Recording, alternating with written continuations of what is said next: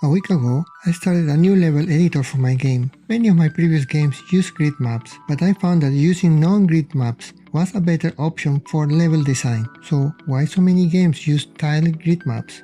Let's start first with a simple question. What is a grid map? Welcome back! If you are new to the channel, I make games, and you can download many of my games from the link in the description below. A grid-based map divides a game world into fixed squares or tiles. Each tile represents a specific position where your game characters, objects, or environment elements can be placed. Games like Stardew Valley use square-based tile map. The free level editor LDTK is a grid map tile-based editor. So what can a grid-based map offer? First, simple navigation and pathfinding. Characters move predictably from one tile to the next. It is easier to calculate movement and implement pathfinding when every position is fixed. Second, a structured level design. You can easily lay out maps, puzzles, and more, and there are many tools available to do that. Third, collision detection. No need for complex physics calculations. Collision is calculated per tile. It is very simple, but there are some downsides of grid-based maps. Movement can feel rigid and less dynamic. Map design can feel blocky, especially if you are aiming for a more organic or natural world. It is easy to spot when everything aligns perfectly to the grid. Characters are locked to specific directions, usually up, down, left, or right, and usually no diagonal movement. Some games try to break up this by using hex grids. Hex grids allow diagonal move and either top-down or left-right movement in 6 directions only, but there are also some other games that show diametric or isometric view to change the perspective view of the square map.